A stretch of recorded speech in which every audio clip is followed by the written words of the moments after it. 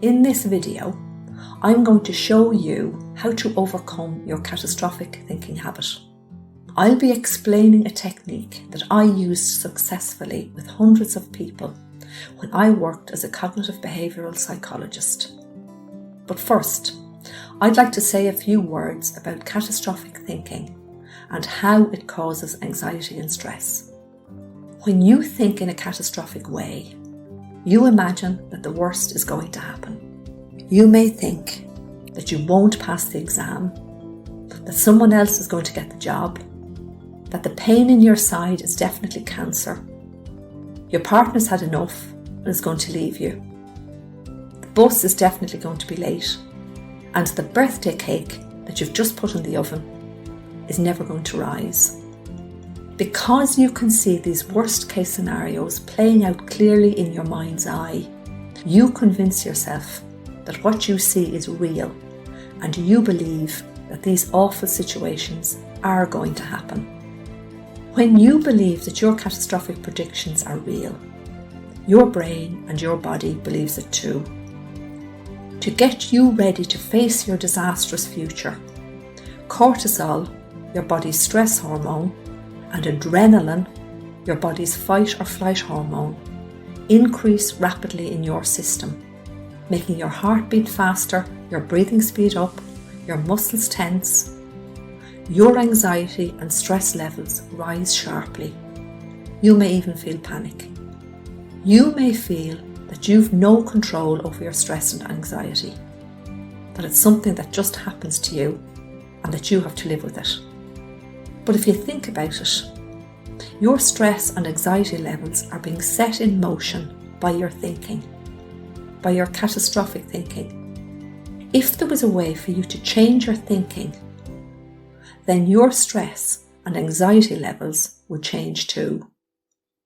Well, there is a way, a cognitive behavioural way. It's a proven, evidence-based method that involves eliminating your anxiety and stress by challenging and changing the catastrophic thinking that underpins it. How this approach works. There's 3 stages to this approach. Number 1, you need to make a list of your catastrophic predictions. Number 2, you need to check the reliability of your catastrophic predictions by examining the evidence for and against each of them. Number 3, you need to review that evidence and to make a decision based on the evidence as to whether or not your catastrophic predictions are reliable and are likely to happen, or are in fact unreliable and are not likely to happen. Let's look at how this approach worked for Jennifer. Jennifer was referred by her GP suffering from stress and anxiety. She was having trouble sleeping. She couldn't concentrate at work and was finding it hard to switch off, even at weekends. She'd recently been given a project at work and felt under a lot of pressure to deliver it on time. In therapy, it became apparent that Jennifer was engaging in a form of thinking called catastrophizing. Catastrophizing involves focusing on the worst case scenario, the worst possible outcome. One of the first tasks that Jennifer undertook was to make a list of her catastrophic predictions. This is Jennifer's catastrophic predictions list. I won't be able to deliver the project on time. It won't meet with my boss's high standards. I'll be called in and I'll lose my job. I won't be able to pay my mortgage.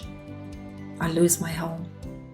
The type of catastrophizing that Jennifer describes here has been identified as a distorted style of thinking, because when we think in this way, our thinking is not rational and reasoned. Instead, it's irrational and biased towards failure and disaster, rather than being an accurate representation of reality. Our thinking takes little or no account of what's real and factual. How could Jennifer be helped to see that her thinking was biased and irrational? and wasn't based on reality and factual evidence. What were the facts? What was the evidence? If Jennifer could check the facts for herself, if she could see the evidence for and against each of her catastrophic predictions, then she'd be able to come to her own conclusions. She'd be able to say, yes, this is true and is likely to happen because I've seen the evidence for it. Or no, it's not true and it's not likely to happen because I've seen the facts. And the facts tell me that it's not likely to happen. Jennifer needed to come up with the facts. She needed to come up with evidence for and against her catastrophic predictions. This is what she came up with. Evidence for her catastrophic prediction: I won't be able to deliver my project on time. The lead-in time is short. There's an awful lot to do. There's a lot of aspects that I don't have control over. Other people will let me down. A lot of the material is new, so I'm not sure how to go about it. She then had to come up with evidence which would prove that her thinking wasn't accurate and would show that she would in fact be able to deliver her project on time.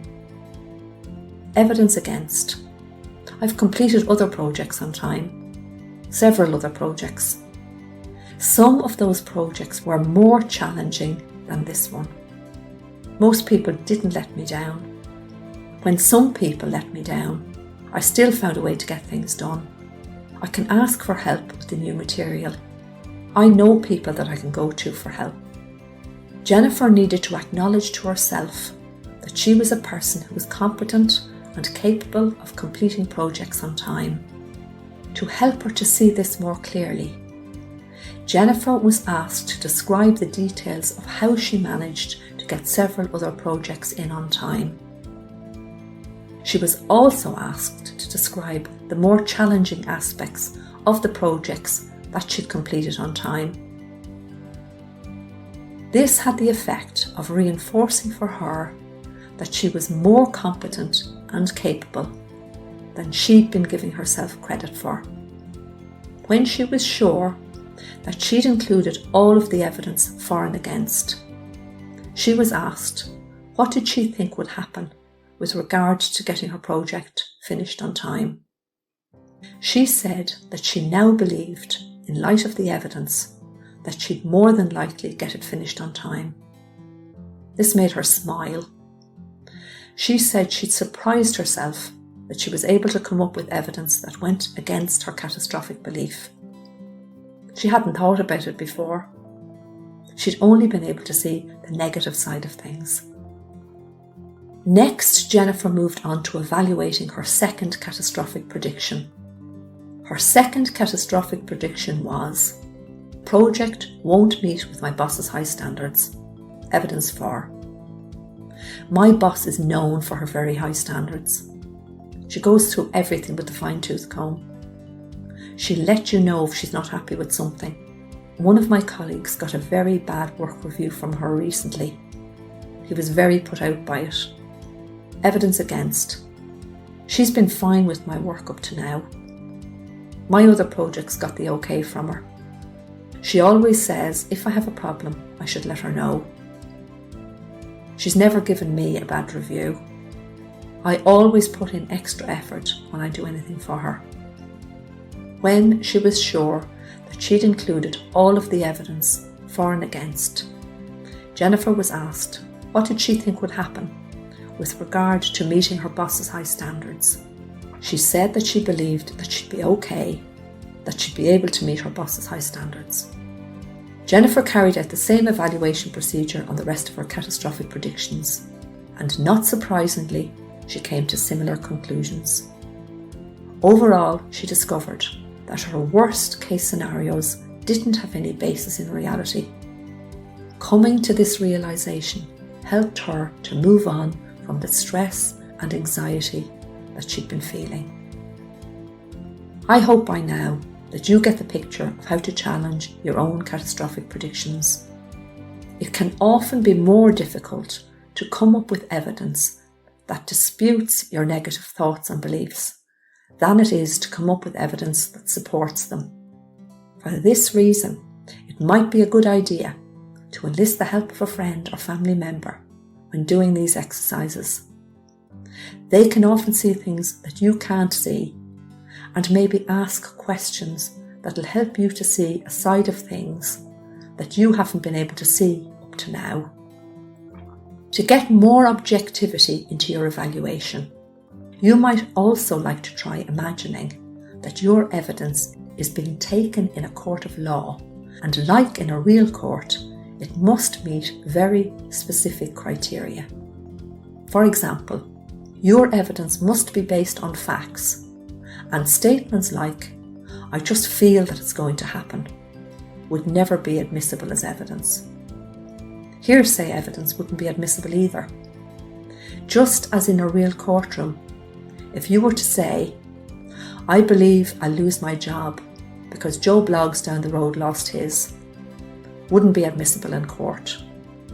Prosecution and defence lawyers in a court of law are skilled in questioning witnesses.